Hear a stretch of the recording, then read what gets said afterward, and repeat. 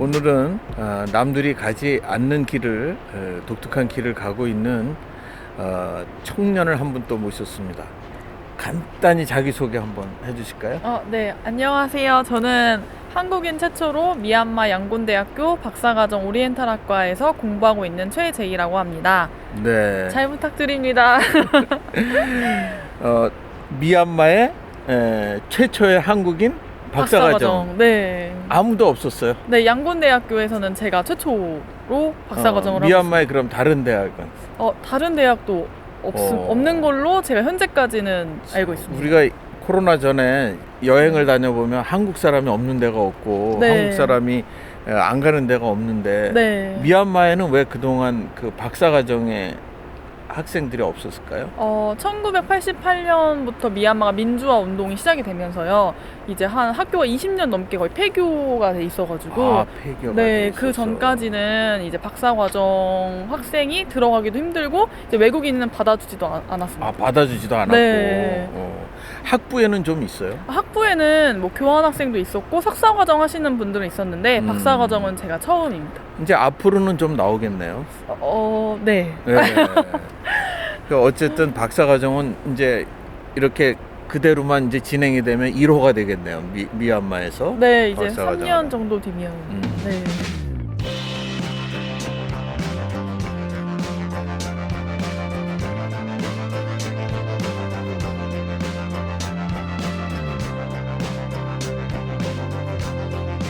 아까 전공이 오리엔탈? 네, 지금 양곤대학교에서는 오리엔탈학과 전공하고 있습니다. 그럼 금방 또 오리엔탈 학과라 그러면 금방은 이해 안 가는데 어떤 공부를 하는 거예요? 사실 서양 쪽에서는 동양이나 이런 쪽 철학이나 문화를 공부하는데요. 미얀마에서는 원래 저희 과가 빨리역과였는데 그 미얀마 빨리역과. 지금은 역사, 문화, 불교에 대해서 총체적으로 배우고 있습니다. 어문학부에 가까운 뭐 이런 느낌도 있네요? 근데 또 미얀마 어과가 또 따로 있어서 저희는 또 그렇구나. 네. 그 이제 제가 좀 특이하게 생각한 게 보통 이제 우리가 대학을 갈 때 뭐 보통 이게 앞으로 직업을 갖기에 좋을 것 같다 뭐 이래서 학과를 선택하기도 하고 앞으로 또 이런 학과가 또 전망이 있을 것 같다 해서 자기가 어떤 전공을 선택하기도 하는데 전공을 그 선택하게 된 계기가 아주 독특해요. 그 얘기 좀 한번 해주시죠. 대학 갈 때 어떻게 해서 그런 본인이 전공한 걸 하게 됐는지 시작하게 됐는지 그 대목부터. 저는 17살 때 저희 외삼촌께서 미얀마 그 민주화 운동 하시다가 한국으로 망명하신 분들이랑 이제 인연이 있으셨어요. 근데 그때 이제 미얀마의 전문가가 필요한데 한국엔 아직 아무도 없는 것 같다. 근데 이제 제이가 해보는 게 어떻겠니라고 미얀마 측의 제안을 받아서 저도 하면은 잘할 수 있을 것 같아 이제 어린 마음에 했는데 계속 미얀마 사람들을 만나다 보니까 저랑도 맞는 거예요. 그래서 미얀마를 잘 알려면 미얀마 불교를 공부해야겠다 생각해서 동국대학교 불교학과에 가게 됐어요. 외삼촌께서 미얀마의 민주화 운동하는 분들하고 친했어. 네, 인연이 닿으셨어요. 인연이 닿으셨어. 네. 그런데 그 민주화 운동하는 분들이 한국으로 좀 피해 오신 분들이 있는 네, 거예요. 한국에서 거기서 이제 탄압받아서 탄압받아서 네, 이제 한국으로 망명하셨죠. 망명. 네. 또 한국에서는 그 망명을 받아주고. 네, 난민 신청을 받아주셔서 그분들은 지금 한국에 계시겠네요. 네, 계시는데 제가 제일 친했던 네툰나임 회장님이란 분은 민주화가 되기 1년 전에 심장마비로 돌아가셨어요. 그래서 그러면은 우리 제이 씨가 네. 그 나중에 어떤 역할을 하면 좋겠다라는 걸로 그런 제안을 하신 거예요. 네. 외삼촌은 어떤 역할? 한국과 미얀마의 징검다리 역할. 징검다리 역할을 해줬으면 좋겠다. 그래도 그 징검다리도 뭐 무역도 있을 수 있고 여러 가지 있을 수 있는데 어떤 걸 기대하셨을까요? 또 본인은 어떤 거를 좀 상상하고? 사실 무역이나 정치적으로 외교를 하기 위해서는 일단 미얀마 사람을 이해하려면 그 나라에 대한 문화나 가치관을 이해해야 된다고 삼촌이 이제 얘기를 해주셔서 맞는 것 같다 해서 저는 문화와 역사를 알아서 이제 그걸 전달을 해주고 싶은 사람이 되고 싶습니다. 아주 그냥 그 삼촌이 인생에 엄청 중요한 순간에 영향을 미치신 거네요. 네, 삼촌이 되게 많이 어린 시절에 가이드라인을 많이 주셨던 것 같아요. 그러면 또 미얀마랑 가까워지기 위해서 네.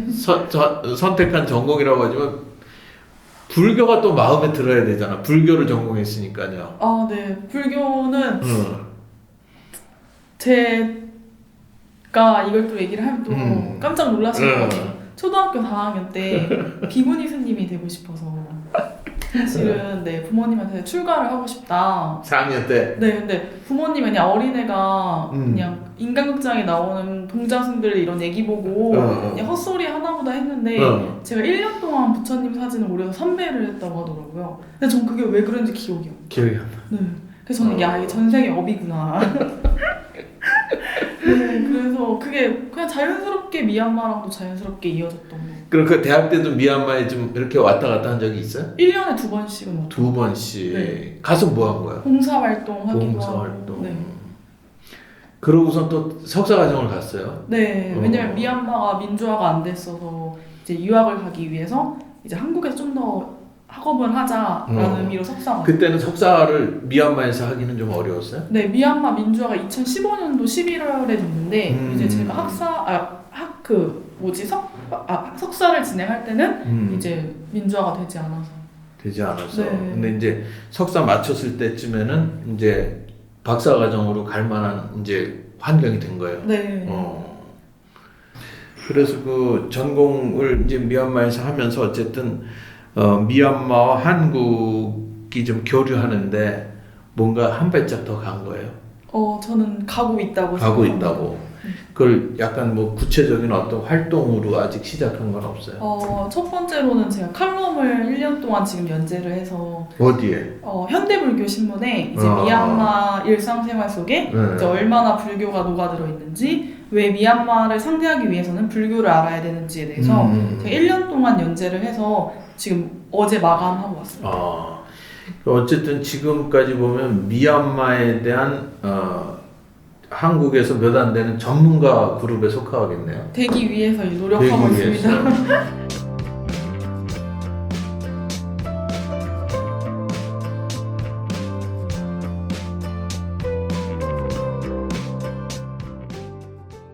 그 지금 미얀마에서는 그 지금 학교를 다니는 게 뭐 학비라든가 생활비라든가 이런 거는 수준이 어떤가요? 학비는 1년에 5,000달러 정도 되고요. 생활비는 보통 저는 집세를 안 내서 잘 모르겠지만 집세가 보통 500달러 정도 된다고 하더라고요. 그래서 한 달에 한 100만 원 정도 넘게 드는 것 같습니다. 그 비용은 어떻게 부모님 지원을 받고 있나요? 아니면 본인이 어떻게 해결하고 있나요? 저는 다행히도 포스코에서 아시아 지역 전문가 양성 장학금을 4년 동안 받게 되었습니다. 아이고. 네.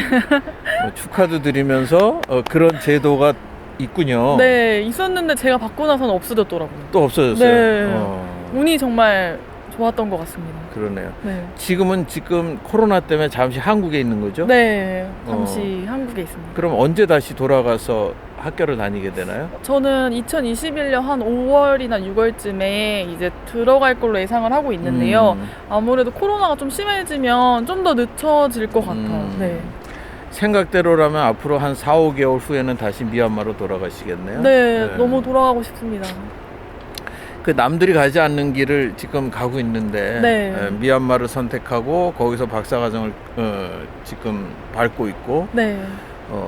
이 지금 본인의 선택에 대해서는 지금 어때요? 느낌이 어떻고? 저는 한 번도 후회한 적이 없고요. 후회할 일도 없을 것 같고 앞으로도 저의 미얀마 전문가 길을 위해 끊임없이 나아갈 예정입니다. 그 미얀마에서 그 공부하는 동안 네. 본인이 좀 경험했던 좀 특별한 경험? 네네. 또 뭐 이런 몇 가지 얘기 좀 에피소드 좀 얘기해 주실래요? 제가 제일 기억에 남았던 에피소드는요. 2019년도에 문재인 대통령님께서 국빈 방문을 미얀마에 민주화가 되고 나서 처음으로 와주셨습니다. 그때 제가 영부인 여사님의 김정숙 여사님의 이제 양곤 외대 행사에 사회를 보는 영광을 누렸습니다. 이야. 그럼 언어가 된다는 거잖아요? 아 근데 미얀마 언어가? 미얀마 언어는 되지만 어. 그때는 또 한국어 학과와 미얀마어과 학과 학생들이 모이는 자리여서 공식 언어는 한국어였습니다. 아, 한국어였어요. 네네네. 미얀마와 한국의 그 관계라든가 앞으로의 전망이라든가 이런 건 좀 어떤가요? 저는 베트남 다음으로 아세안의 패권을 잡을 수 있는 나라는 미래는 미얀마라고 생각합니다. 미래는 미얀마. 네, 왜냐하면 인도와 태국에 있는 앞으로 고속도로가 미얀마를 통해서 뚫리기 때문에 그러한 이렇게 교통의 거점이 앞으로도 될 것이고, 그리고 예전의 과거의 영광을 찾아서 동남아시아의 교통이나 뭐 물류의 중심이 되지 않을까 싶습니다. 네. 네. 그럼 앞으로의 그 목표는 뭐가 될까요? 저는 직업보다는 앞으로 한국 미얀마의 전문가가 되는 게 제 꿈이고요. 특히 미얀마 분들의 마음을 움직일 수 있는 그런 전문가가 되는 게 저의 꿈입니다. 네. 이제 그 저희 체인저 회원들을 위해서 네. 우리 최재희 님께서 좀 도움을 줄 수 있는 부분은 이제 뭐가 있을까요? 사실 어떤 나라를 가거나 뭐 사업을 하거나 유학을 하거나 뭐 여행을 가기 전에는 그 나라에 대한 문화나 역사를 아는 게 훨씬 그 나라에 가서 더 잘 보이잖아요. 네. 그런 역할을 해줄 수 있을 것 같습니다. 그러면은 이제 미얀마에 대해서 궁금한 게 있다거나 미얀마에 진출하고 싶다거나 이러면은 우리 최재희님을 통해서 도움을 받을 수 있겠네요. 제가 답변해드릴 수 있는 정보라면은 찾아서라도 열심히 답변을 해드리겠습니다. 네, 물론 또 비용이 드는 부분에 대해서는 이제 그렇게 차지를 하면 되겠죠. 그죠? 네네네. 네. 오늘 이 체인저의 그 부탁에 네. 이렇게 응해주셔서 너무 고맙고요. 전 불러주셔서 감사합니다. 네, 앞으로 우리 그 다른 청년들한테도 좀 새로운 길을 가는데 많은 좀 도움을 주시면 고맙겠습니다. 감사합니다. 열심히 네. 하도록 하겠습니다. 물론 청년뿐만이 아니라 뭐 네. 기업이 됐든 네. 또 뭐 다른 목적을 가지신 분들도 얼마든지 네. 이제 부탁드릴 수 있는 거죠. 네, 그죠? 그럼 언제든지 환영입니다. 네, 네. 고맙습니다. 네, 감사합니다. 네.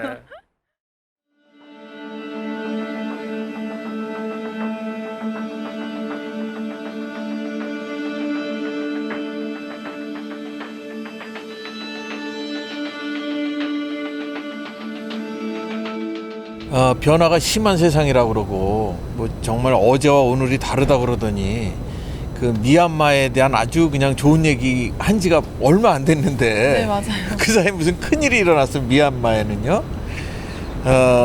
어쨌든 간단히 미얀마 상황 좀 얘기해 줄래요? 네. 미얀마는 현재 2021년 2월 1일 새벽 3시에 미얀마 군대가 2020년 11월 8일에 있었던 총선거에 대한 부정선거를 명목으로 쿠데타를 일으켰습니다. 네. 2월 1일 새벽 3시에 아웅산 수치 국가고문을 비롯해서 우인민 대통령 그리고 장관님들 그리고 NLD 주요 정치인분들을 그날 모두 새벽에 잡아서 감금을 했고요. 사실 수치 국가고문님 같은 경우에는 내피도 집에 감금돼 계시지만 다른 분들은 사실상 지금 어디에 계신지는 아무도 모르는 상태입니다.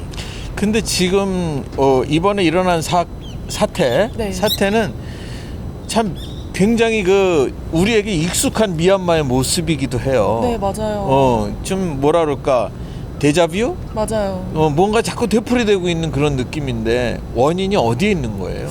원인은 사실상 2015년도에 민주정권으로 이양이 되면서 완벽히 군인들의 힘을 빼지 못한 점에 있어서 되풀이되는 역사가 반복되는 것 같습니다.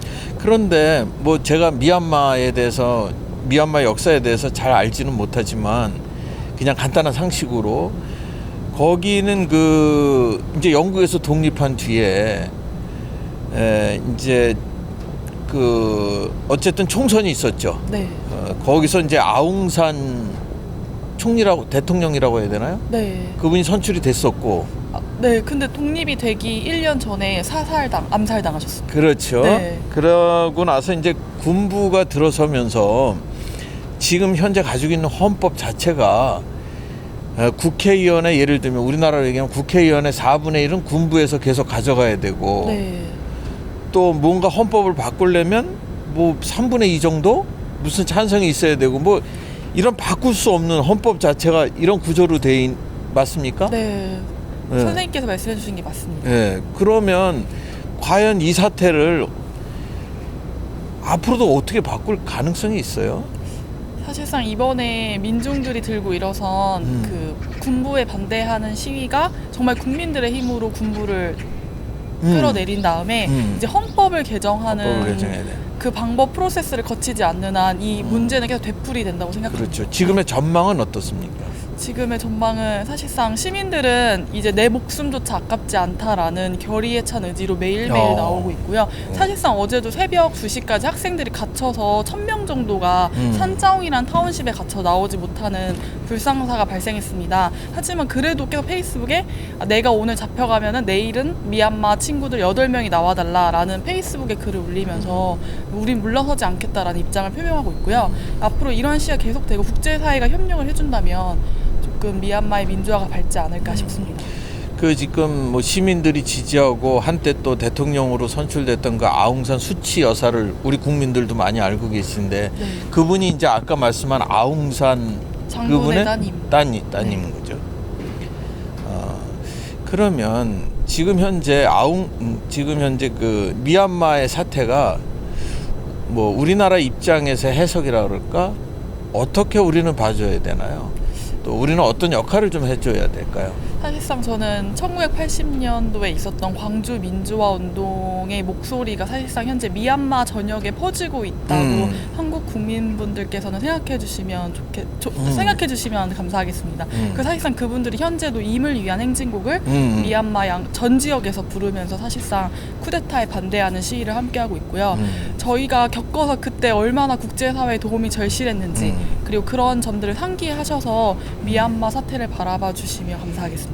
그래서 뭐 오늘은 그 어떤 원론적인 얘기를 하는 것보다는 작게라도 우리가 할 수 있는 일 얘기 조금 좀 해봤으면 좋겠어요. 그래서 우리가 지금 여러 운동이 벌어지고 있더라고요. 네. 그 중에서 이제 우리 제이 씨께서 하고 있는 그 어떤 운동 뭐 그런 지금 노력 이런 것도 좀 소개해 주시고 뭐 우리는 또 어떤 좀 도울 길이 있는지 이런 거에 대해서 좀 얘기 좀 해주시죠. 저는 미얀마 유학생 분들과 함께 연대에서 현재 시위를 함께하고 있습니다. 저는 서울과 부산에 있는 양곤 외대, 만달레이 외대 출신 한국어과 유학생 분들과 함께하고 있는데요. 사실상 그분들이 서울역, 부산역에서 지금 시위를 진행하고 있는데 그런 시위에 가서도 한국 분들께 동참하시겠다라고 하시면 학생분들께서 힘을 많이 받더라고요. 그러한 작은 발걸음부터 그리고 학생분들께서 CDM이라고 해서 미얀마에서 시민 불복종 운동에 관한 이제 미얀마 공무원들을 도와주자라는 식으로 펀딩을 시작하셨어요. 이러한 펀딩에도 돈을 많이 좀 기부해 주시면 정말 감사하겠습니다. 네, 과거 우리 역사의 또 한 부분을 보는 것 같아서 좀 울컥해지기도 하고 그러는데 지금 한국에 나와 있는 또 미얀마 학생들은 얼마나 됩니까, 숫자가? 3,000명에서 5,000명 정도로 파악을 하고 있는데요. 사실상 이 집계가 확실하지 않은 게 지금 코로나 때문에 학생들이 계속 빠지고 있어서 네. 그 친구들은 물론 군부 독재를 지지하는 사람들은 없겠죠, 거기에는. 간혹 있더라고요. 간혹 있고. 왜냐면 그 군부 정권의 따님이라든지 그렇지, 조카분들이 한국에 유학을 오기 때문에 사실상 그분들의 비자나 학생 자격을 박탈하는 것도 이제 군부에 대한 어떻게 보면 한국 측의 입장을 표명하는 길이라고 생각합니다. 이번 사태에 대한 그 국제적인 국제사회의 분위기라 그럴까요? 또 동향 이런 건 어때요, 지금 현재? 사실상 민주주의를 실행하고 있는 미국, 유럽, 우리나라 같은 경우에는 미얀마의 민주화를 지지하지만 중국과 러시아 같은 경우에는 계속 유엔에서도 반대 의견을 내더라고요. 네, 그리고 사실상 미얀마 국민들은 미얀마 군부 편에 중국이 뒤에 있다라는 이렇게 소문이라든지 암묵적인 동의가 이루어진 상태고요. 사실상 이게 미국과 중국 간의 패권 경쟁으로 비춰지고 있어서 사실상 풀기는 좀 어려운 문제입니다. 그러네요. 굉장히 복잡한 문제네요. 네. 그런데 어쨌든 아까 말씀하신 대로 이번에 근본적인 문제가 해결되지 않고서는 미얀마는 계속 이런 사태가 또 되풀이될 게 굉장히 좀 명약관화해 보인다고 그럴까? 네. 지금 그렇거든요. 그렇죠? 맞습니다. 사실상 군부가 25% 할당제를 폐지한다든지 2008년도에 군부가 만들었던 헌법을 폐지하지 않는 한 미얀마의 아픈 역사는 계속 되풀이될 것 같습니다. 오늘 또 그래서 급히 이렇게 최재님을 다시 모셨는데 어쨌든 미얀마에 대한 또 궁금한 점 또 이런 부분에서 어쨌든 전문가로서 계속 체인저에 계신 분들은 좀 뭐 활용하기도 하고 또 뭐 도움을 주시기도 하고 이런 관계를 맺었으면 좋겠고요. 단체 이름은 제한 유학생 연합회입니다. 연합회. 네. 네, 거기를 좀 접촉해서 좀 미얀마의 민주화, 그 다음에 세계의 민주화 및 평화를 위해서 조그만 노력들을 같이 기울였으면 좋겠습니다. 어쨌든 또 지금 그 문제로 굉장히 바쁜데 이렇게 시간 내주셔서 또 감사합니다. 저는 불러주셔서 정말 감사합니다. 네.